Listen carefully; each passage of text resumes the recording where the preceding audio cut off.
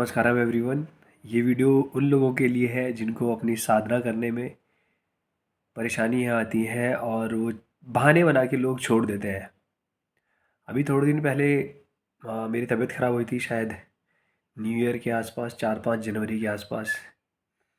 और फिर भी मैंने अपनी साधना कंटिन्यू रखी और वो कुछ वीडियोज़ मैं आपके साथ ज़रूर शेयर करना चाहूँगा, ताकि आप लोगों को पता चले कि खाली मतलब क्या उस समय क्या स्थिति थी। मैंने फिर भी जो भी चीज़ें मैं करता था वो मैंने सारी चीज़ें करी, ताकि आप लोगों को एक मोटिवेशन मिल सके। तो वीडियोस पूरी देखिए, जो वीडियो भी इसके बाद मैं क्लिप में डाल दूंगा, आप उन वीडियोस को ज़रूर देखिएगा। फिर मिलते हैं लास्ट में, एंड में देखते हैं, मैं कुछ और भी आप लोगों को बताऊंगा। थोड़ी सी हालत ख़राब है, पता नहीं क्या हुआ है, गले में खराश और थोड़ा थोड़ा सा शरीर में ऐसा लग रहा है कि may be it will be a fever. और मतलब ऐसा लगता है कि बुखार आने को जैसा हो, बट अंग मर्दाना किसी भी हाल में करना ही करना है। अभी हम ऐसे हैं, अंग मर्दाना के बाद देखते हैं कैसे रहेंगे। ओके, अंग मर्दाना पूरा कर लिया और ऐसा लग रहा है गले में कफ जम रहा है। कल सुबह देखते हैं, कल सुबह क्या स्थिति रहती है, उसके बाद टेस्ट करवाएंगे। कल के मुकाबले आज हालत सही है, पर मेरे ख्याल से आवाज़ में थोड़ी सी दिक्कत है। पर हमें कुछ फ़र्क नहीं पड़ता, हमें अंग मर्दाना करना है तो करना है। Let's see how it goes. अंग मर्दाना के बाद कुछ ऐसे है। और एक चीज़ बोलना चाहूँगा, आज का जो अंग मर्दना था, it was literally something else. मैं इस समय देहरादून से आज रुड़की आया हूँ और यहाँ पर बहुत ज़बरदस्त ठंड है यार, देहरादून के कंपैरिजन में। बट आई डिड माई अंग मर्दना एंड इट वाज मतलब बहुत दिनों के बाद इतना ज़बरदस्त तरीके से अंग मर्दना हुआ है। और हालांकि 2 दिन से मेरे हिसाब से वो फीवर ही था, but something has kept me up. I don't know what is that, but something has kept me up. I had kept my sadhana up. Maybe my sadhana is taking me uh, through this. Okay, बाकी कल देखते हैं कल कैसी हालत होगी। सदगुरु हमेशा कहते हैं कि अगर आप अपनी साधना का ख्याल रखेंगे तो आपकी साधना आपका ख्याल रखेगी। मैं आपको बताता हूँ, जब हम लोग केदारनाथ गए थे तो 10-15 दिन से मेरी ना तो शांभवी महामुद्रा अच्छे से हो रही थी और ना ही अंग मर्दना अच्छे से हो पा रहा था। मतलब मैं कभी कर रहा था, कभी नहीं कर पा रहा था, ऐसा मेरे साथ हो रहा था। पर जब मैंने केदारनाथ का ट्रैक शुरू करा, जो लोग मेरे साथ थे और बाकी लोग जो भी थे, बाकी लोग जो चल रहे होंगे, उन लोगों के रिस्पेक्ट में मैं अपने आप को अलग महसूस कर पा रहा था। क्योंकि जिस गति से मैं चल रहा था, जिस जिस एफिशिएंसी से मैं चल रहा था, उस एफिशिएंसी से वो लोग नहीं चल रहे थे। और मैंने जो भी वहाँ पे घोड़े खच्चर या कुछ भी, किसी के ऊपर भी लोग चल रहे थे, मैंने हर एक को पीछे छोड़ा। और मैंने ये देखा उस समय कि मेरे शरीर शरीर में एक अलग ही ऊर्जा का संचार था। और मैं बताता हूँ, मैंने 10-15 दिनों से शांभवी और अंग मर्दना 1 या 2 बार ही किया होगा, लेकिन मेरी साधना जो थी उसने मेरा साथ तब दिया जब मुझे उसकी ज़रूरत सबसे ज़्यादा थी मेरे ख़्याल से। तो चाहे आप किसी भी स्थिति में हो, हाँ, अगर आपका शरीर बिल्कुल ही ख़त्म हो गया, आप बिस्तर से नहीं उठ पा रहे हो, तो बातें अलग हैं। अगर आप मानसिक रूप से थोड़े से गुस्सा हो या परेशान हो और उस वजह से आप अपनी साधना छोड़ रहे हो, तो ये बहुत बड़ी गलती कर रहे हो, आप बहुत बड़ी बेवकूफ़ी कर रहे हो। क्योंकि ये जो आपकी साधना है, यही आपको आपकी मानसिक स्थिति हो चाहे फिर शारीरिक स्थिति हो, उससे बाहर निकाल कर एक अच्छी जगह रखने वाली है।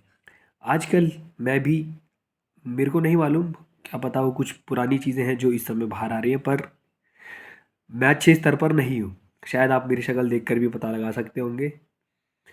अंदर ही अंदर एक क्या बोलूँ मैं, थोड़ा गुस्सा सा, या फिर पता नहीं कुछ है वो जो आ रहा है बाहर। कभी का रुका हुआ होगा, जैसे बचपन का गुस्सा कोई रुका हुआ होगा। बहुत सारी चीज़ें ऐसी होती हैं जो आप जीवन में कर नहीं पाते, वो उठ के बाहर आ रही है। पर आजकल मुझे अपनी साधना कर जैसे अंग वंदना करते हुए आज शायद से 1 डेढ़ घंटा लगा होगा लगभग। वैसे तो मैं 50 मिनट में कर लेता हूँ, लेकिन आज सवा घंटा ही कुछ ऐसा लगा। होगा क्या कि आपका जो मन है, अल्टीमेटली मन ही है हर एक चीज़। आपका मन ना ज़बरदस्ती की अटकने आपके सामने डालेगा। अरे छोड़ना, आज एक दिन छोड़ देते तो क्या हो गया। ऐसा नहीं करना है, क्योंकि अगर आप ऐसा करोगे तो आप फंस जाओगे। क्योंकि वो चीज़ आपको बाहर निकलने नहीं देना चाह रही है, लेकिन आपको मालूम है अभी कि आपको बाहर निकलना है। ये आपकी जो भी साधना है, जो भी चीज़ें आपको दी जा रही हैं, वो आपको इन सब चीज़ों से बाहर निकालने के लिए दी जा रही है, या फिर मुक्ति के लिए दी जा रही है। मुक्ति एक छोटे से स्तर से लेकर बहुत बड़े स्तर तक जा सकती है। आप छोटी छोटी बातों पे गुस्सा हुआ करते थे, अगर आप अब गुस्सा नहीं हो रहे तो आपको एक तरीके की मुक्ति मिली है। और सबसे बड़ी मुक्ति तो जीवन और मरण के चक्र से ही जो मुक्ति मिलने वाली है, हम उसी के लिए काम कर रहे हैं। भले ही आपको फ़ायदे, जो आपको साधना दी जा रही है, ये सब आखिरी में आपको तैयार करने के लिए दी जा रही है, ताकि जब आप उस स्तर तक पहुँचे तो आपको चीज़ें छोड़ने में दिक्कतें ना हो।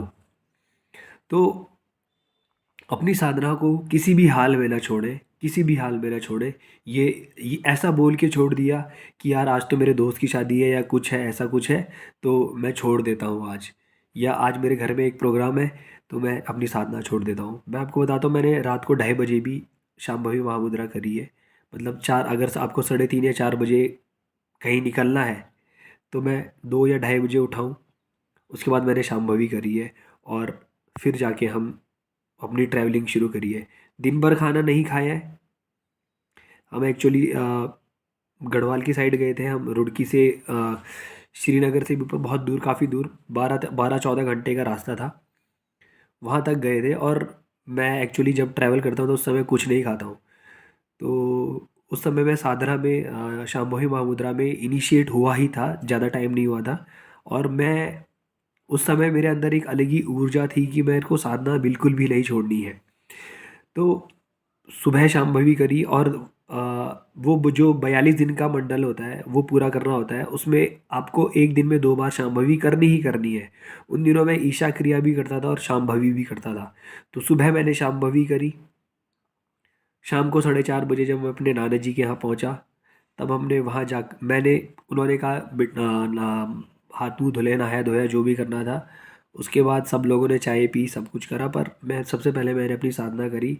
और उसके बाद मैंने चाय वगैरह जो भी करना था वो किया। मैंने दिन भर खाना नहीं खाया था, क्योंकि एक्चुअली मुझे पता नहीं था कि रास्ता कितना लंबा है। तो इसी असमंजस में मैंने वैसे भी खाना नहीं खाया। और शुरुआत में तो मैंने इसलिए नहीं खाया क्योंकि बस में अजीब सा रहता है, लेकिन उसके बाद मैंने खाना जानबूझ के नहीं खाया, क्योंकि शांभवी करने से पहले 4 घंटे का खाना खाने और शांभवी के बीच में 4 घंटे का गैप होना चाहिए। उसके बाद जब मैं वहाँ पहुँचा, अगले दिन सुबह भी मेरे को निकलना था। वहाँ पहुँचा, फिर वहाँ पर जो भी काम था वो किया, और फिर सुबह मेरे को वहाँ से निकलना था। सुबह भी निकलते हुए मैंने 3:30-4 बजे यहीं से अपनी शांभवी करी। और फिर शाम को जब मैं वापस अपनी जगह आया देहरादून, वहाँ पर मैंने फिर से आकर शांभवी करी। और आपको मेरी बातें सुन के, मतलब आप ऐसा ना सोचिए कि मुझे शुरुआत के महीनों में ही रिजल्ट मिल गया था। बिल्कुल नहीं है ऐसा। लेकिन मुझे पता था अंदर से कि कहीं ना कहीं ये चीज़ जो मैं कर रहा हूँ, इसको इससे मेरे को फ़ायदा नहीं हो रहा है। तो कम मेरे को थोड़ा थोड़ा फ़ायदा महसूस मैं कर पा रहा था। और मैंने इतने सारे लोगों की जब बातें सुनी थी, तो मुझे पता चल गया था कि कुछ तो होगा, मेरे को थोड़ा समय लग सकता है। और ऐसा भी हो सकता है कि आपको लोग बोले कि भाई ये जो तू कर रहा है इसको 40 या 50 साल की उम्र में करना। लोग 50 साल में जाके, 50 साल के जब लोग हो जा रहे हैं, 60 साल के लोग हो जा रहे हैं, उनको मालूम नहीं है कि अपने बच्चों के साथ कैसे बिहेव करना है। अपने पति पत्नी को नहीं मालूम है कि कैसे बिहेव करना है। छोटी छोटी बातों में लड़ाई चल रही है। ये ऐसा इसलिए हो रहा है क्योंकि उनको पता ही नहीं है कि वो जो जीवन है उनका, उसको किस तरीके से कंडक्ट करना है। और ऐसा हर एज ग्रुप में हो रहा है। तो इसका मतलब ये है कि आप अभी तैयार नहीं थे उन चीज़ों के लिए, और आप उसमें घुस गए। और अब आप फिर चाहे वो शादीशुदा लोग हों, अपने बच्चों को भी, उनके बच्चे भी परेशान रहते हैं। और ऐसे हज़ारों एग्जाम्पल है मेरे सामने, हज़ारों। तो ऐसी स्थिति कल को आपके साथ ना आए, इसलिए आप अपनी साधना को हमेशा बरकरार रखें। ठीक है, हालांकि आज थोड़ा सा मैं वैसे गुस्सा नहीं हूँ, बट ये हो रहा है जो भी है, थोड़ा सा आपको वैसे लग रहा होगा बहुत सीरियस टाइप है।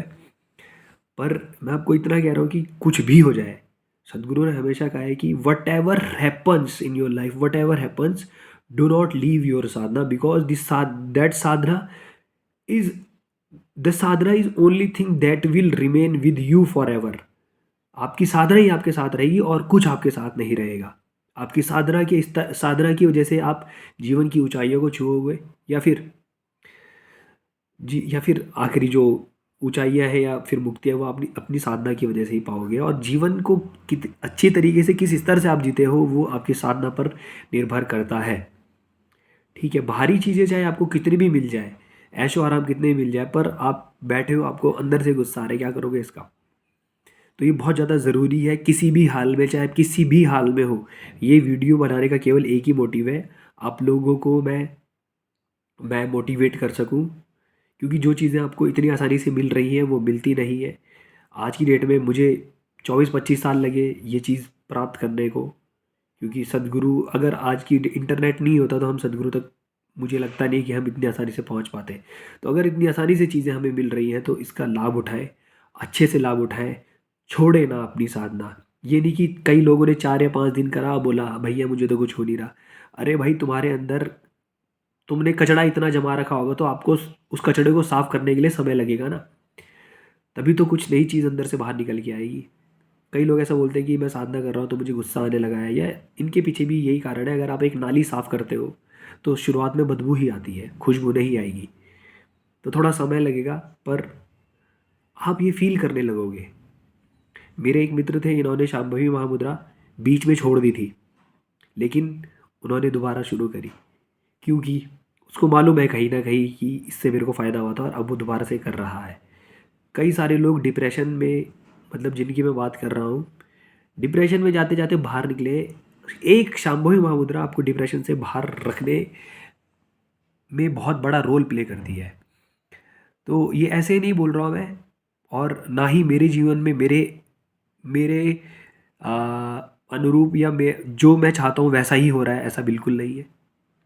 पर फिर भी जिन परिस्थितियों में है, उन परिस्थितियों में किसी से बदतमीजी से बात नहीं करी, और किसी के ऊपर चिल्लाया ही नहीं काफ़ी टाइम से, और आगे भी नहीं करेंगे ऐसा कि किसी के ऊपर चिल्ला रहे हैं, दोस्तों पे चिल्ला रहे हैं या किसी पे गुस्सा कर दिया है। रोज़ हम स्टूडेंट को पढ़ाते हैं, अभी तक बहुत रेयर केस ऐसे होगा कि किसी किसी के ऊपर मैं गुस्सा हुआ हूँगा या चिल्लाया हूँगा।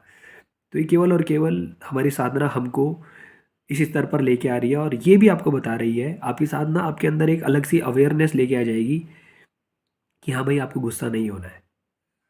जैसे ही आप गुस्सा होगे आपको मालूम पड़ जाएगा, और जब आपको मालूम पड़ जाएगा तो आप गुस्सा होगे ही नहीं। तो ऐसी बहुत सारी चीज़ें हैं जिनमें आपको फ़ायदा दिखेगा। मैं लोग कहते हैं कि मेडिटेशन के क्या क्या फ़ायदे हैं, कौन सी जगह इसका फ़ायदा नहीं होगा, ये बोलना मुश्किल ही नहीं, नामुमकिन है। क्योंकि हर स्तर पे आपको इसका फ़ायदा दिखेगा, चाहे आपके फिर वो रिलेशन हो, चाहे फिर आप पढ़ाई लिखाई कर रहे हो, चाहे आप फिर घूमने जा रहे हो, चाहे कुछ भी चीज़ कर रहे हो, आपको हर एक जगह इसका फ़ायदा नज़र आएगा। इसका जीता जागता एग्जाम्पल मैं हूँ, और मेरे काफ़ी सारे दोस्त हैं। शिवांगा साधना वाला इंटरव्यू मेरे दोस्त के साथ जो मेरा था, आप उसको भी देख सकते हैं। तो इस वीडियो में इतना ही। मोटिवेशन के लिए वीडियो केवल और केवल मोटिवेशन के लिए है, मैं किसी को यहाँ पर उपदेश नहीं दे रहा हूँ, केवल और केवल मोटिवेशन।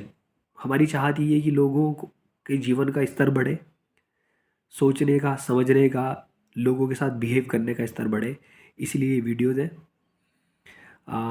तो इसको यहीं पर ख़त्म करते हैं, मिलते हैं अगली वीडियो में। जो वाटर वाली सीरीज़ है, पानी वाली जो सीरीज़ है, उसमें अगला वीडियो जल्दी आएगा। किन्हीं कारणवश वो वीडियो नहीं आ पा रहा है, ज़रूर जल्दी से हम अगली वीडियो ज़रूर डालेंगे। मिलते हैं, तब तक के लिए नमस्कारम, धन्यवाद।